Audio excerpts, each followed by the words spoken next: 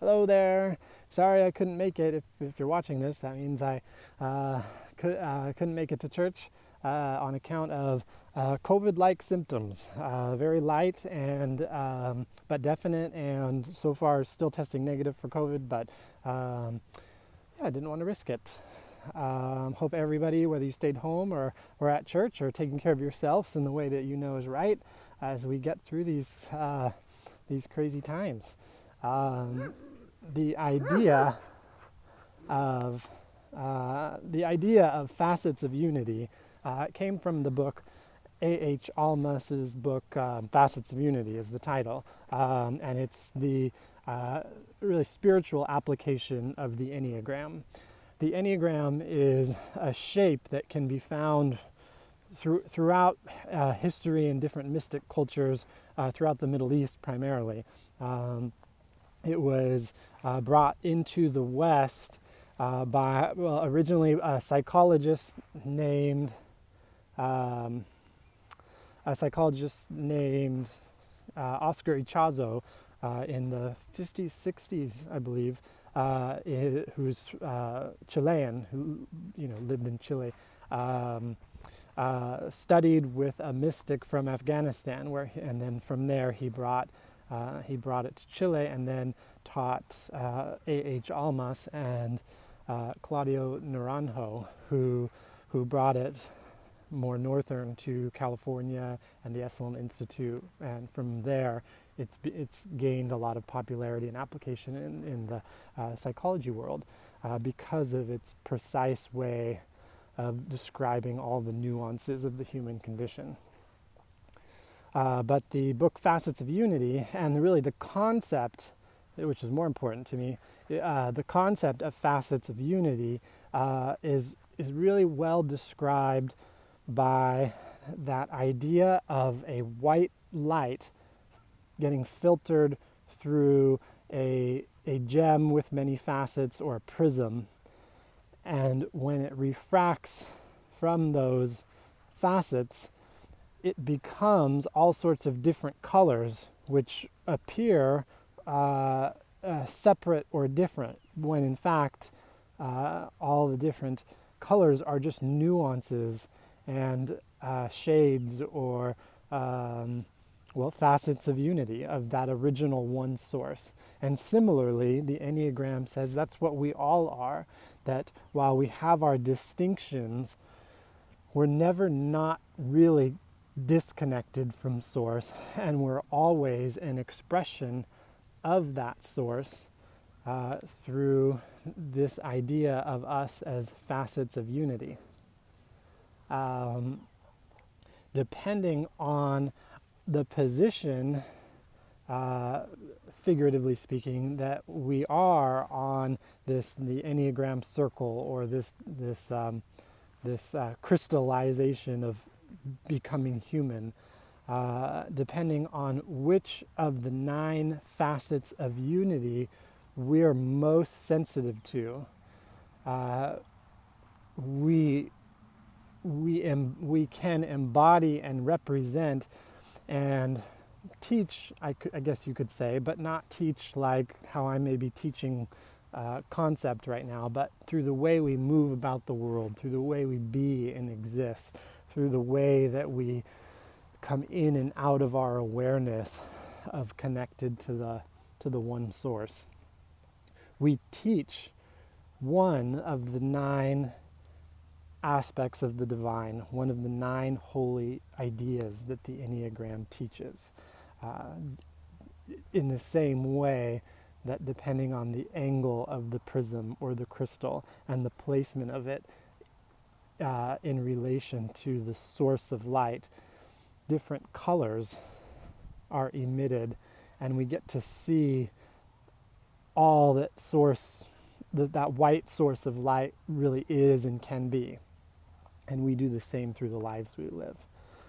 The Enneagram teaches us that in our specific lifetime, and I don't know if it changes from lifetime to lifetime, but through our whole life we remain the same Enneagram type, or we remain particularly sensitive to one of these 9 holy ideas.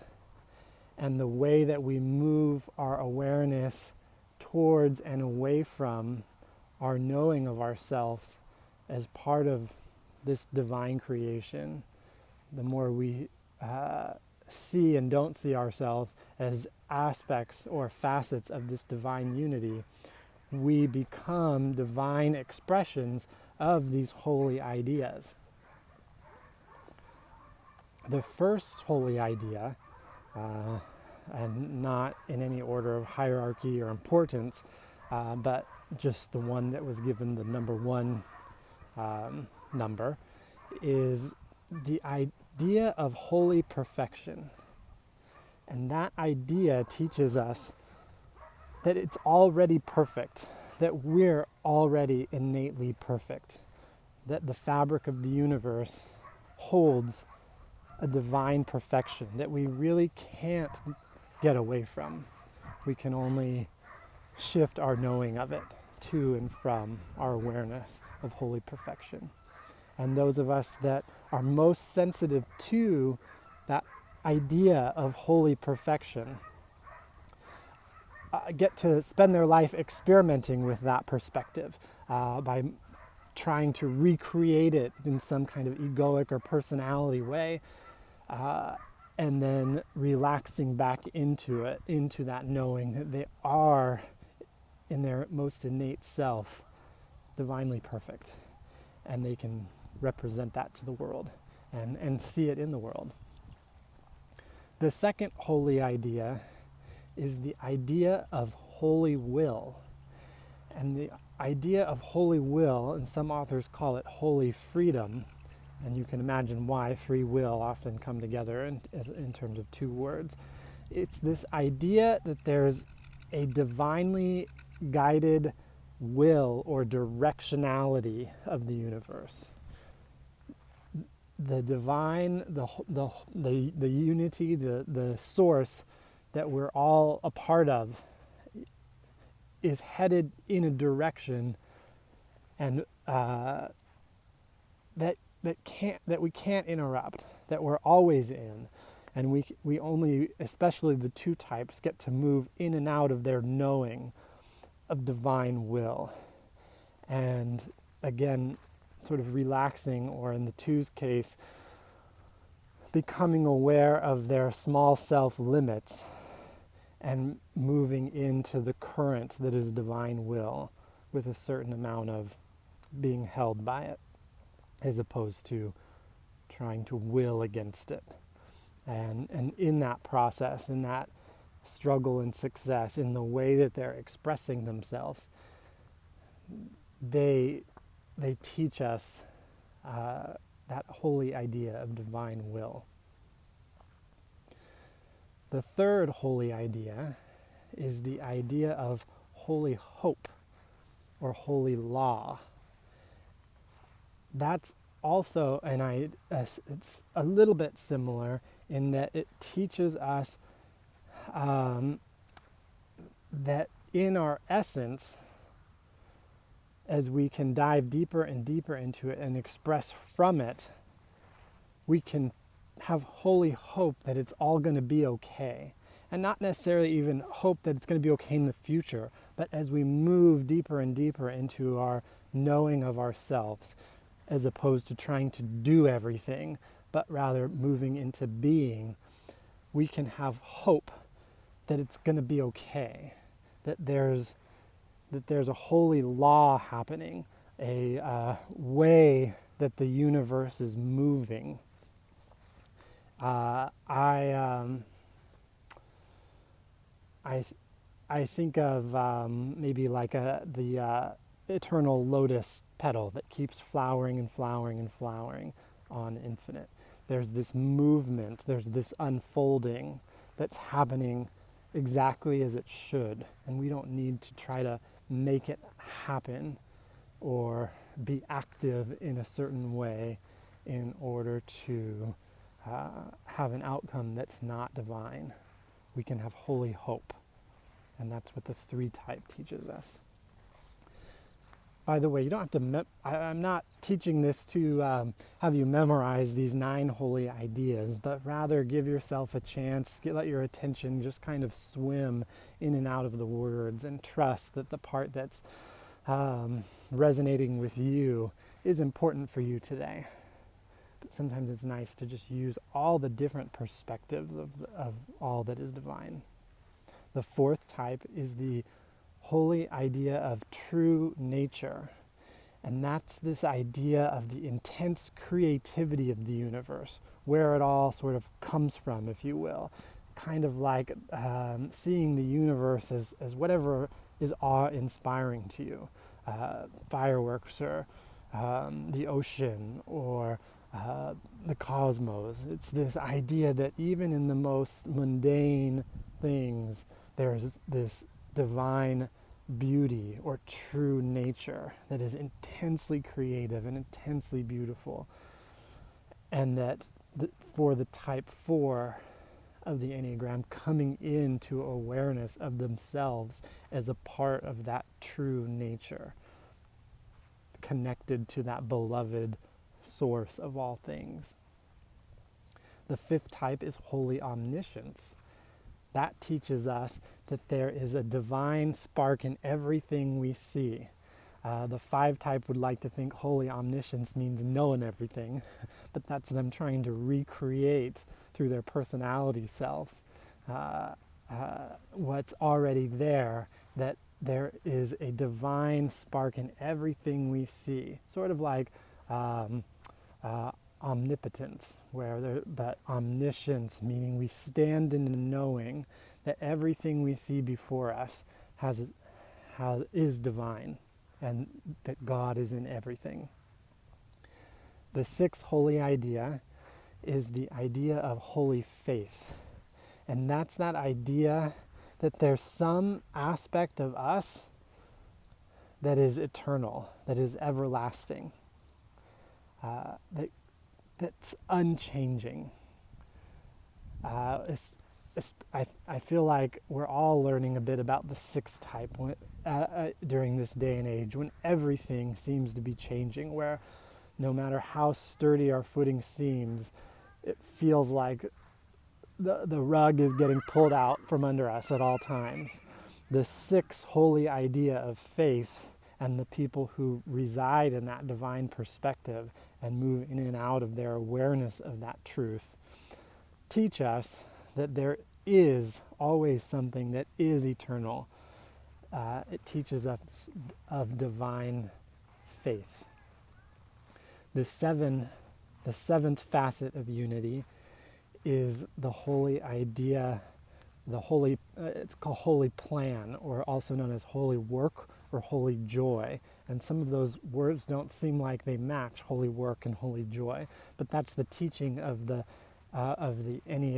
Enneagram holy idea of 7, that instead of us needing to plan our future to avoid suffering, we can trust that there already is a plan, and that whatever comes to us is a part of that plan, whether it feels like suffering or joy. And that when we move into that divine here and now moment, we can have a direct experience with that holy plan as it's happening in front of us and through us and around us. The 8th holy idea is the one that I feel like I see most in the examples of science of mind treatment, where we claim that everything is God, that there is one source. It's similar to the 5 perspective, but instead of this idea of the divine being in everything, it's sort of the panning out version, that everything is one. It's acknowledging that original white light, and even when it fractals out into the many different expressions of divine, it's still all one. And the Enneagram authors often call that holy truth, that we're all one. And the final, the 9th holy idea that the Enneagram teaches us is the holy idea of love. And the holy idea of love is the aspect of everything that just feels so good.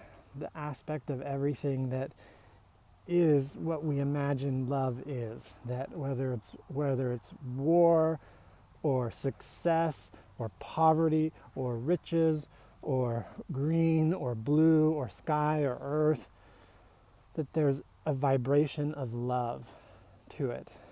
That there's there's like a bliss behind it all. That there's a love behind it all. And so that's the final one, the holy idea of love. So these are the 9 Enneagram holy ideas. And there's so much more that we can learn. That in April, right now we've got the date set for April 9th, we're going to do a workshop where we can really dive more into these 9 holy ideas and together create treatments that that sort of bring us back into those holy ideas, because as I said, our lives are moving in and out of separation and connection and awareness and lack of awareness of these facets of unity that we all are, and that we have this capacity to